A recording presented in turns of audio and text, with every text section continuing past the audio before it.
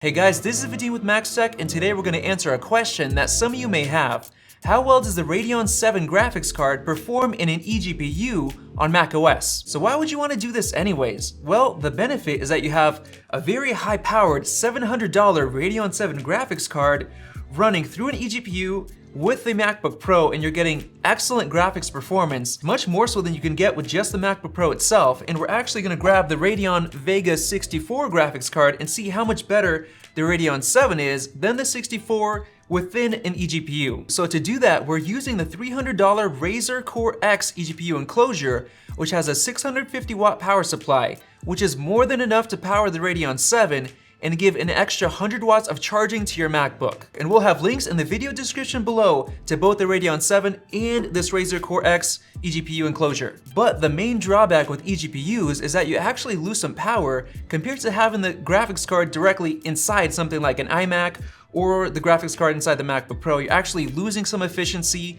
and we might see less performance than you get with the card by itself. So installation is incredibly easy. Just grab the handle on the back of the core and pull out the tray. Then simply drop the card in, screw it into place so it doesn't move around, and plug in the power cables. Then slide the tray back in, connect the Thunderbolt 3 to the MacBook, and that's it, you're done. So I've got it all hooked up. I've got the Thunderbolt 3 cable going from the MacBook to the Razer Core, and I'm gonna go ahead and flick the switch back here.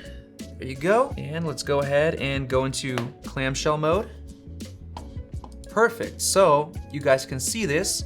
This little icon up here says AMD Radeon 7. So it's hooked up. Everything's seemingly working fine. As you guys can see right here, Radeon 7 is hooked up. It's not really using it yet. All right, so I've got the OpenCL score right here. It's about 144,000, which is very low for the Radeon 7. I actually opened it up on my phone here, and it's supposed to get around 210,000.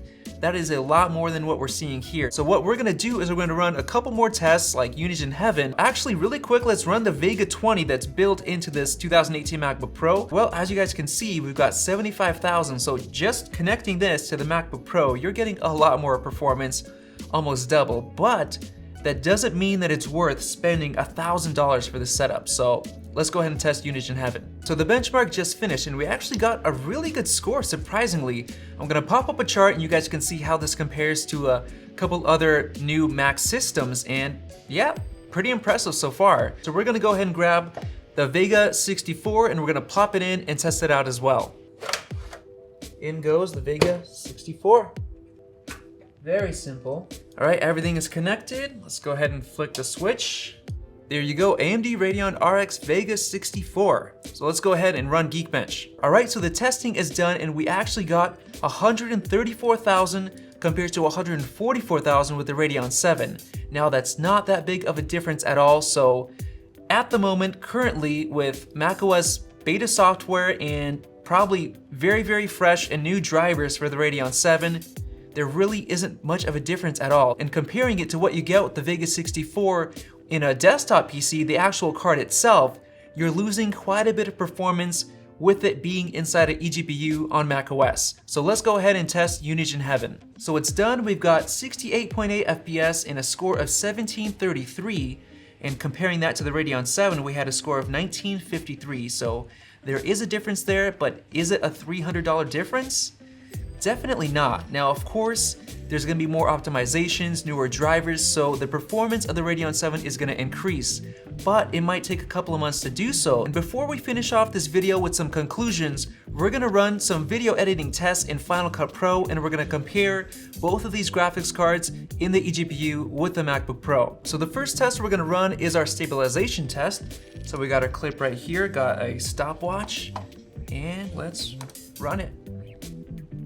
See the progress right up there, and done. 6.33 seconds, right above 6 seconds, and we actually tested it with the Radeon 7, and we got 5.97, so it's just barely faster. Really no difference at all with these two cards, which is surprising. So let's get into the next test, BruceX. So we've got it open right here. We're gonna go ahead and hit share. Let's go ahead and run it. So the test just finished, and we got 27 seconds compared to 25 on the Radeon 7. So with these results so far, we're seeing that there really isn't much of a difference between these two cards. So this test is actually really simple. We're just gonna play this Canon RAW 4K 60 clip back, and we're gonna go into our iStat menus, and we're gonna monitor the frames per second. So we're getting around 48.4, 48.3, 47.3, so it's hovering in that area of around 48, 47 frames per second. And if I look back at my notes, we tested the Radeon 7 and we actually got an average of around 49 FPS. So the differences we're seeing here are really consistent. We're getting a little bit higher performance with the Radeon 7, but the biggest thing to take away from this is that the eGPU really slows down the performance of the graphics cards.